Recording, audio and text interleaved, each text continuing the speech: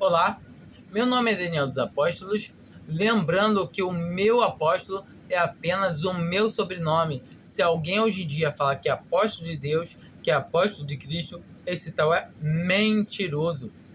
Não existe mais apóstolos nos dias de hoje. Apóstolos foram testemunhas oculares. Lembrando também que não existe mais profetas. Profetas foram pessoas que profetizavam para poder trazer hoje. Nós temos hoje a Bíblia, nós já temos a profecia completa, concluída, que é a palavra de Deus. Ou seja, não existe mais o porquê ter profetas. Ou seja, profeta hoje é alguém que só profere da palavra de Deus, entende? Que fala já o que já foi falado, o que está escrito dentro da palavra de Deus. Se alguém hoje vir falando que vai trazer alguma notícia fresquinha do céu, é mentiroso, assim como apóstolo. Tudo bem? Vamos dar continuidade, que esse que é o vídeo 4.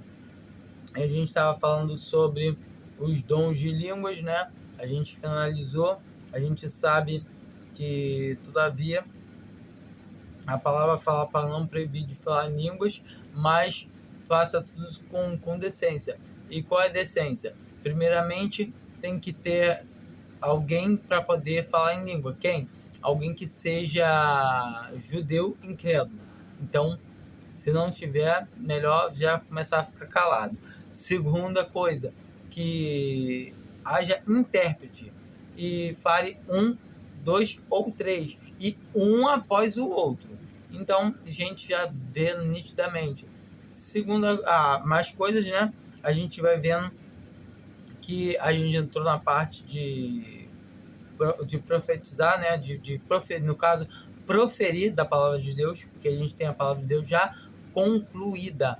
Se eu falar alguma coisa que não está na palavra de Deus, falando que é mensagem nova, é mentira minha.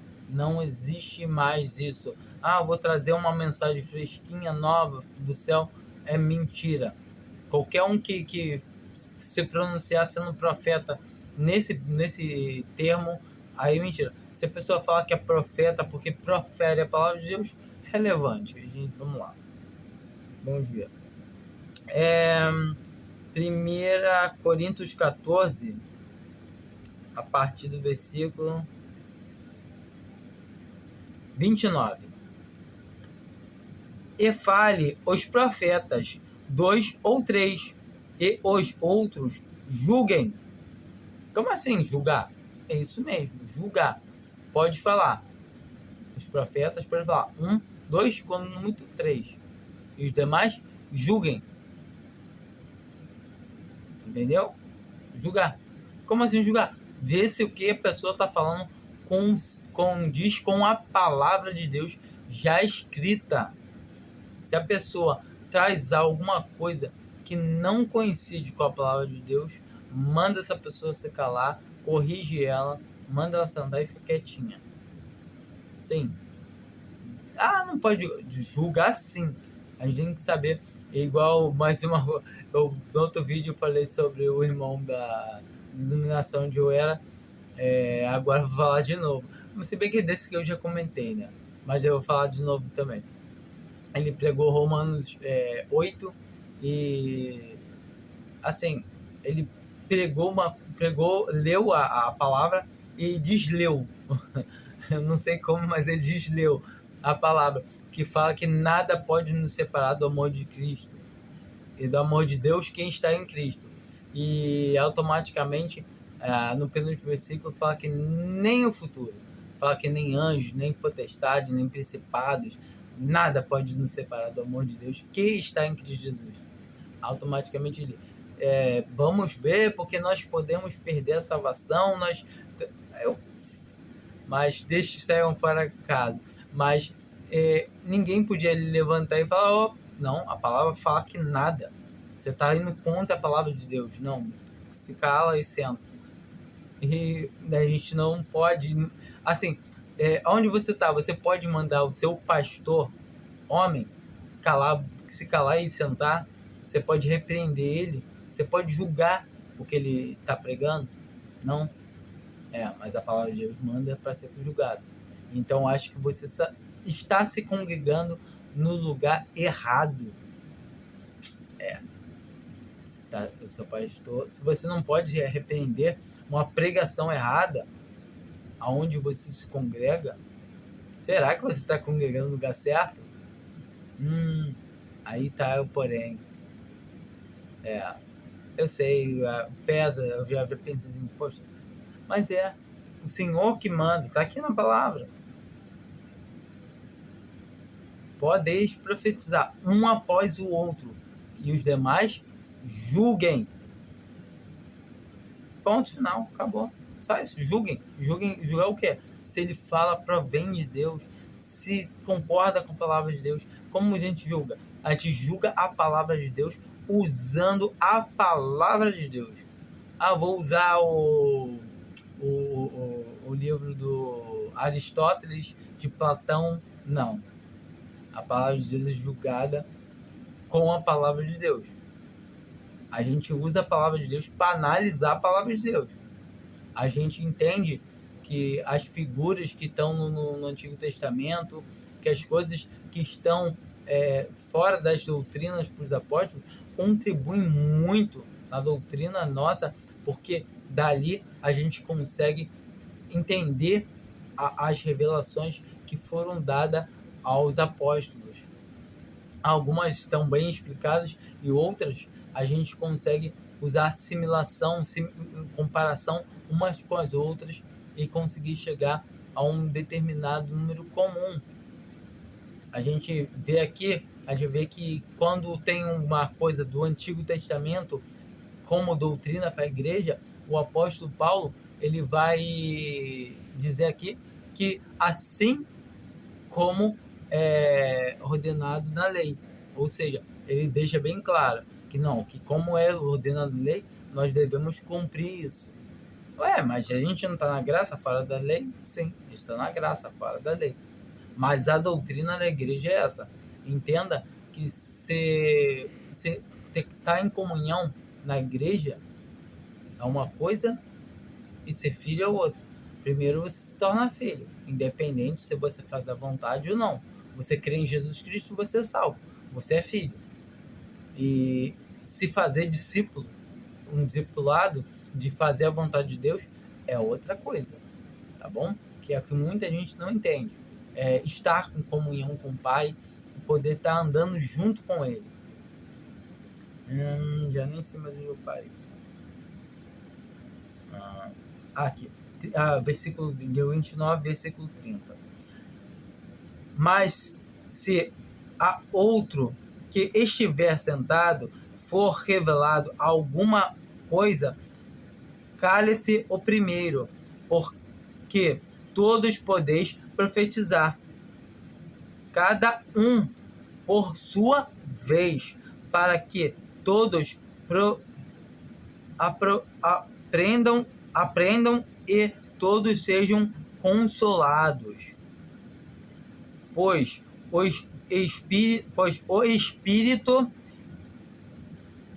Espírito dos profetas estão sujeitos aos profetas. Então aqui nós vemos no versículo 31 que todos podem profetizar, um após o outro. Mas o mais importante, eu acho, é o 32, que está falando que pois o Espírito dos profetas está sujeito aos profetas, e não o contrário. E não os profetas estão sujeitos ao Espírito. A minha esposa veio me falar, eu não gosto nem de estar vendo, veio me contar que conhecidos meus, vizinhos de infância, aí começou a se retorcer, aí foi arrebatado pelo Espírito Santo. Aí eu não quis nem ver, não, amor, não quero nem saber disso, não.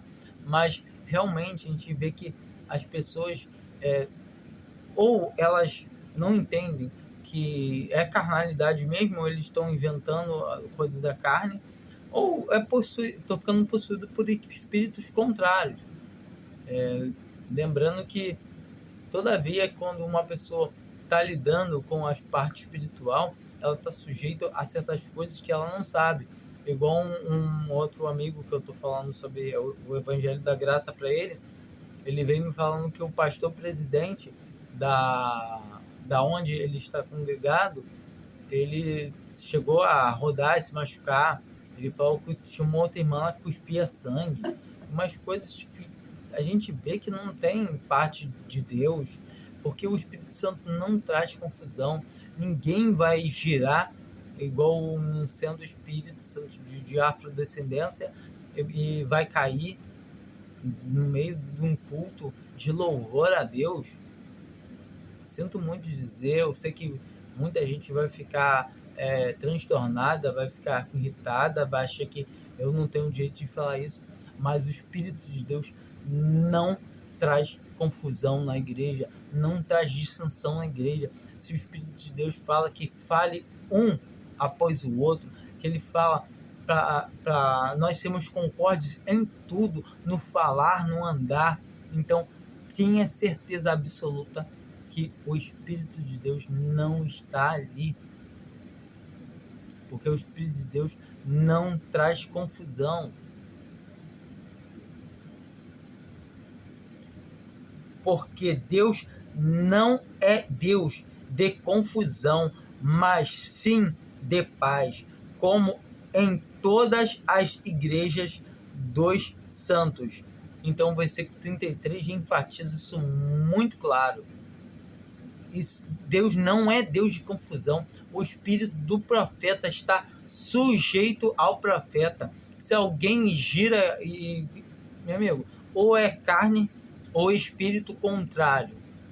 Tá blasfemando com o Espírito Santo de Deus. Não, blasfemando tá quem tá falando que o Espírito Santo de Deus tá se contradizendo. Porque o que está escrito na palavra de Deus, o Espírito Santo de Deus, ele tem que obedecer. Assim como o Senhor Jesus veio aqui à Terra e ele falou que ele tinha que cumprir todas as coisas.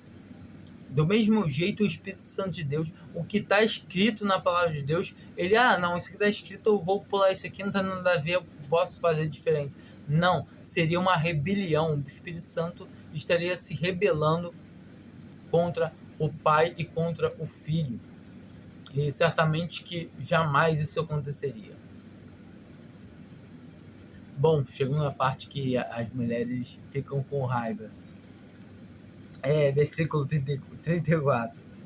As mulheres estejam caladas nas igrejas, porque lhes não é permitido falar, mas estejam submissas, como também ordena a lei. A parte que eu falei, né? Quando tem alguma coisa da lei, vai estar sendo dito que assim como na lei, ele vai estar sempre falando. Mas é o que eu falei.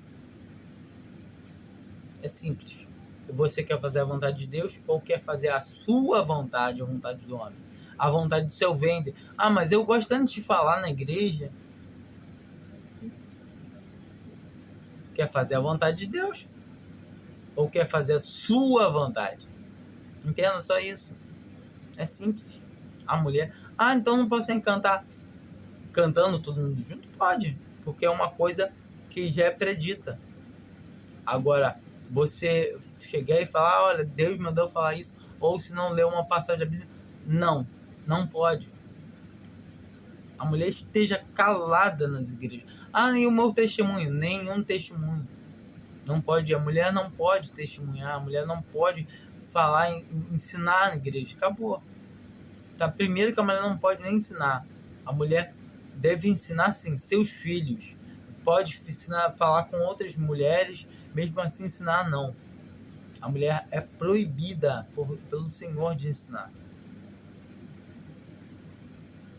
E se querem aprender alguma coisa, perguntem em casa a seus próprios maridos, porque é indecoroso para a mulher ou falar na igreja. Porventura foi de vós que partiu a palavra de Deus? Foi de vós que partiu a palavra de Deus? Uma pergunta. Ou veio ela somente a vós? Outra pergunta. Veio ela somente a vós? Se alguém se considera profeta ou espiritual, reconheça que as coisas que vos escrevo são mandamentos do Senhor. Ah, não, mas o Paulo, aquela época Paulo era machista. Mandamentos do Senhor, acabou, ponto. Ou você quer obedecer a Deus ou não. Ah, não, então tudo bem, isso aí. Mas fala que é coisa de antigamente, que entenda. Assim como cobrir a cabeça com véu, são mandamentos do Senhor. Entenda que isso aqui é uma carta corrida. Tá bom? Mas se alguém ignora isto, ele é ignorado. É tipo assim, um filho tá de malcriação com o pai. Aí o pai tá chateado com ele. O pai vai ignorar ele. Aí ele chega, pai, eu quero ganhar tal coisa de presente, posso chegar no aniversário? O pai vai ignorar ele. Não estou dizendo que o pai vai deixar ele passar fome. Não estou dizendo que o pai vai abandonar ele. Porque Deus é bom, ele é piedoso. E muitas das vezes Deus olha assim e fala, meu filho tá mole, não, tem jeito não. Mas vai lá e dá a tua comida, dá a tua bebida. E eu não tô falando coisas materiais não, tô falando espiritual mesmo. Porque Deus não deixa os filhos deles passar fome. E muitas das vezes as pessoas não entendem. Elas estão fora da onde o Senhor quer que elas congreguem, que é somente ao nome do seu filho, mas mesmo assim, elas estando num terreno que ele não ordena, mesmo assim, ele atende elas. Ele ouve elas. Entendeu? Porque Deus é misericordioso. A graça dele atua a todo momento. Tem muita gente. Eu tenho um primo que está na denominação ainda. Ele conhece o Evangelho da Graça. Ele sabe que lá é errado. E o tempo todo ele não vai dando uma desculpinha. Mas ele gosta de uma paparicaçãozinha. Sei disso. Todavia, ele não quer ser de lá com a mulher dele, mas entre ele e Deus. Eu falei com ele, já mostrei algumas vezes, mas fica a critério dele. Eu acho meio triste de não poder estar desfrutando de uma comunhão perfeita, de poder não estar com outros irmãos também e se alegrar todo o tempo. É muito bom estar com os irmãos que realmente têm a mesma fé, que têm a mesma, sabe, o pensamento. É muito gostoso quando você fala uma coisa e o irmão, tu nem termina, o irmão já está completando o outro. E assim, você vê que tá todo mundo em harmonia, sabe? O Espírito de Deus nos junta. Claro que temos defeitos, que temos erros. Não estou promovendo que somos os perfeitões. Ah, não, congregados ao nome do Senhor são os 100%. Não, somos tão fracos e errantes quanto, mas damos graças a Deus por quanto conhecemos ver isso, reconhecer isso, e pedimos ao Senhor para que nos melhore a todo tempo. Para a gente poder terminar aqui,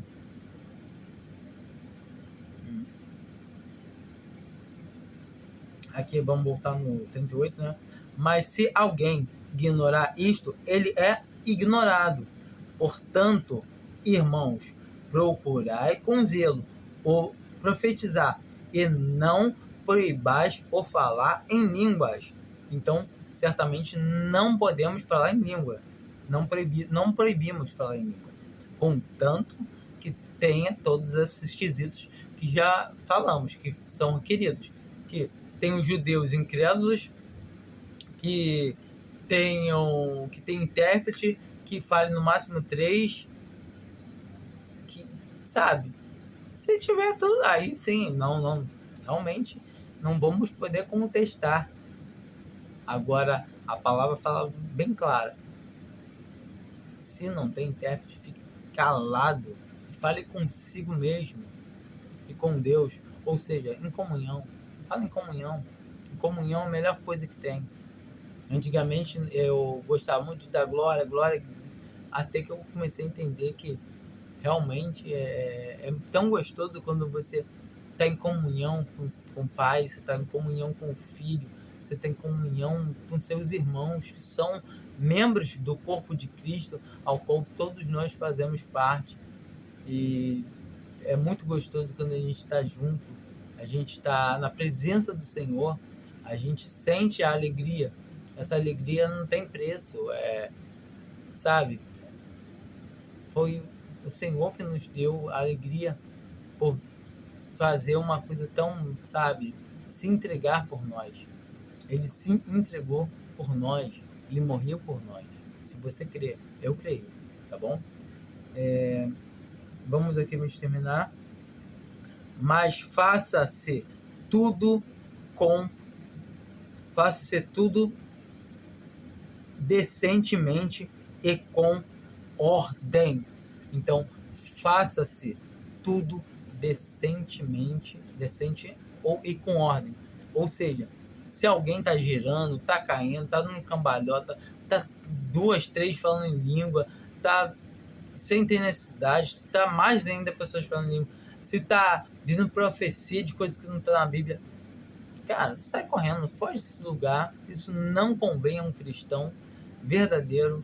E a palavra de Deus fala que aquele que professa o nome do Senhor, aparte-se da iniquidade, ou seja, sai desse arraial. Aí o Senhor chamou a gente para fora. Assim como o Senhor foi morto fora do arraial, nós devemos sair fora a Ele, a Cristo. Devemos estar aonde Cristo está. Cristo não está em arraial. Cristo habita em nós. Nós somos templo e morada do Espírito Santo de Deus, como está escrito em 1 Coríntios 3, e também não lembro mais aonde, agora deu branco. Dou graças a Deus por esses vídeos, espero que vocês venham entender. Eu tenho mais alguns versículos que eu vou fazer um outro vídeo aqui, tá ok? Espero que tenha sido de bom proveito, que vocês venham entender realmente que a graça é a misericórdia de Deus, e Deus tem sido misericórdia com a gente a todo momento. E quando recebemos a graça de Deus, recebemos a salvação, já recebi, não. A todo momento estamos recebendo a graça de Deus, porquanto Deus é maravilhoso. Depois, isso aí eu acho que é um assunto mais à frente de conversar, para a gente não se aprofundar muito. Fiquem com Deus, e quem ainda não creu, veja um outro vídeo e creia em Cristo Jesus, para que tenha certeza da sua salvação, o qual é por graça, sem obras, tá ok? Fiquem com Deus, amém.